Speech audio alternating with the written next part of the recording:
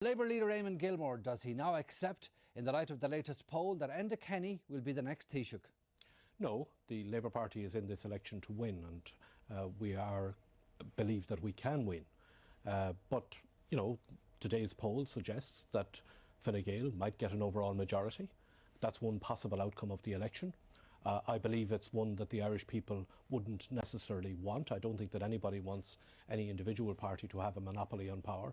And that's why we will be saying to people, if they want Labour in government, they have to vote Labour. If they don't want a single party government, they vote Labour. And if they want Labour to lead a government, they vote Labour. Trends in polls are important. You're going one way, Fine Gael are going another way. You're going down, they're going up. Where did it all go wrong in this campaign? Oh, it hasn't gone wrong at all. The Labour Party is putting its case very forcibly that Labour needs to be in government and leading a government in order to get jobs, to get people back to work, to reform our system and to do things fairly. I think that one of the things that we need to focus on here are the things that both Fine Gael and Fianna Fáil are hiding. One of the stories today, for example, was the black hole. The European Commission have now identified that there's 5 billion in that black hole, and I think that Fine Gael and Fianna Fáil need to tell us how that black hole is going to be filled. Before we come to that, and it's not just, I mean, Fianna Fáil really are irrelevant for the point of view of this discussion because they're not going to be in government.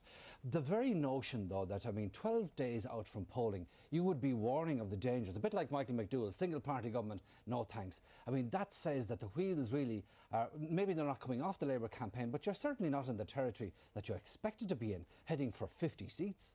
Oh, I just disagree with you entirely. The Labour Party is in this election to win, and we are going to continue our campaign. So this Gilmore for Taoiseach thing, that's still a runner? People are entitled to an alternative, and we have no intention of declaring this contest over. This contest isn't over until every vote is cast, and the Labour Party is contesting the election to win, and we're going to continue to do that, and we're going to put the Labour alternative to the Irish people, because it's not just a case that Fianna Fáil are irrelevant.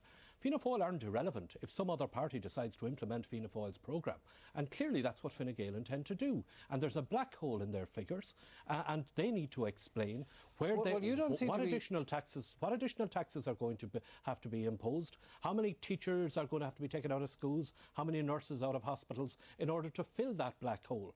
You don't seem to be very clear in your own mind about the size of that black hole. On Friday at your manifesto launch, it was an 8 billion black hole. Today it's a 5 billion black hole. So at least the thing's improving from Fine Gael's point of view. Well, first of all, there is a black hole. Let's be clear about that. And it was the Labour Party that identified that there was a black hole. The 5 billion figure is the figure that the European Commission have put on it. So what we need to hear from both Fianna Fáil and from Fine Gael is what is it they are hiding? What taxes are they hiding from the Irish people?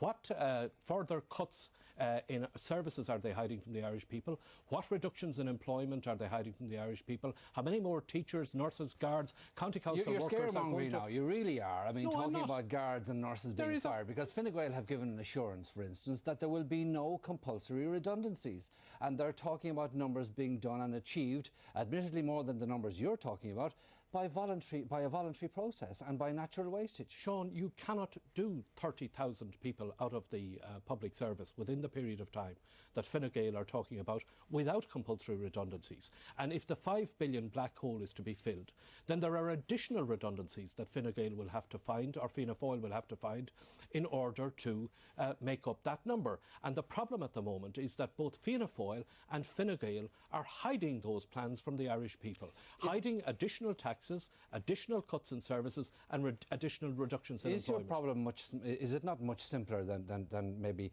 might otherwise appear to be the case? That Michael Noonan seems to have hit the bullseye when he says that the Labour Party is a high tax party, and that can be deduced very simply from your admitted approach to the economy. You want to have an equal measure as between cuts and taxes. Fine Gael want to cut more than they're taxing. No, what Michael Noonan has said about the Labour Party is old-fashioned, it's out of date and it's wrong. The Labour Party is not a high tax party. The Labour Party is being straight with people about taxation. We have made it very clear there will be no increase in tax on people working on earnings of less than €100,000 a year, and we have spelled out a balanced and a fair measure of revenue raising and of reductions in expenditure in order to get down our deficit. But more than that, we also have to grow our economy, because you can neither tax nor cut your way out of the recession. You have to grow the economy, create jobs and allow room for growth.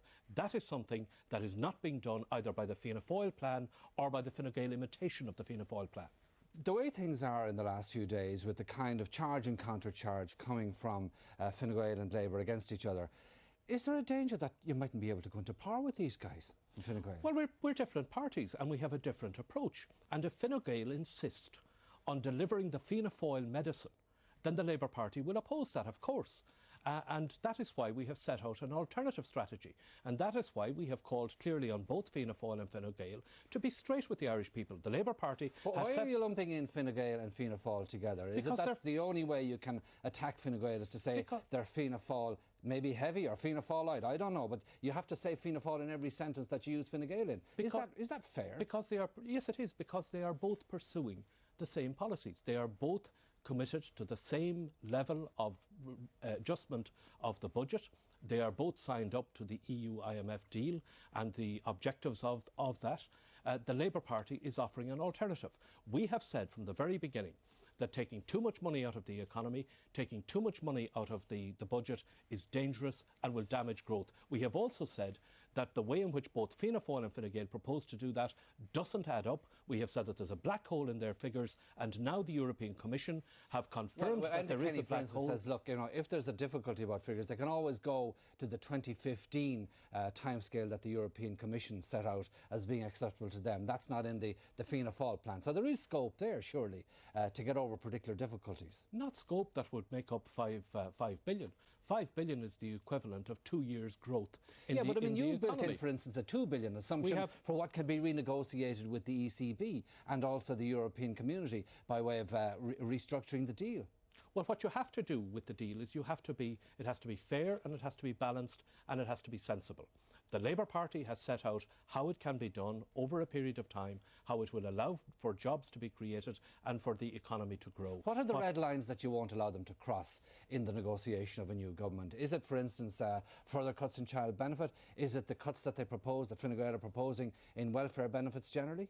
Well, first of all, on taxation, we believe that working people should not have to have already paid enough in taxation, much of which is going into the banks, except that they are going to have to find additional taxes to make up the 5 billion. So you do want to have extra taxes? No, we don't. But what I'm saying to you is that Fine Gael, if they want to get the deficit down by 2014, as they have talked about, and the balanced budget by 2016, they cannot do it with the figures as they are, without having additional taxes, without having additional cuts in expenditure, or without sacking additional workers out of essential services. Coming back to where we started with the poll that was in the Business Post today, could I put it to you that maybe one of the reasons Fine Gael are doing better than Labour is that people are looking at you and they look at your mock anger, your Skibbereen Eagle moment, if I can call it that, where you said it's Labour's way or Frankfurt's way, and they don't buy into it.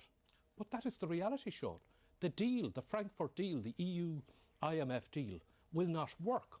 It's not going to work. It's going to cripple the Irish economy. It's going to mean people having to pay more taxes, more cuts in services, higher unemployment and no recovery. And with each passing day, more and more people are coming to realise that. When the Labour Party first said that that deal would have to be renegotiated, we were told, no, it can't be renegotiated. Then the leader of Fianna Fáil said, yes, the interest rates can be renegotiated. Then Fine Gael said, yes, the bondholders will have to take part of the burden. And now the European Commission itself is in exactly the same place as the Labour Party with regard to the budgetary strategy. People our age and older will remember the 1980s when there was a Labour-Fine Gael coalition government. It was there for over 4 years, and it seemed to be a battle a day between Alan Dukes on the Fine Gael side and Dick Spring on the Labour side. Gareth Fitzgerald making phone calls to Henry Kissinger to see what was possible by way of extra borrowing. Isn't that the kind of tug-of-war government that we're facing now if it's Labour and Fine Gael again? Well, first of all, people have to make a choice. And the Labour Party is being absolutely straight, absolutely clear with people about what our budgetary strategy is, what our intention is with regard to the EU-IMF deal. We are the only party that, first of all, has said that it has to be renegotiated, but secondly, and more importantly, has set out the basis on which it is to be renegotiated. We are the only party that has put forward a credible budgetary strategy which is sensible, which is timetabled and which is clear. And we are the party, Labour is the party of work that wants to put getting people back to work, employment creation at the heart of economic policy. Eamon Gilmore, leader of the Labour Party, thank you for coming in.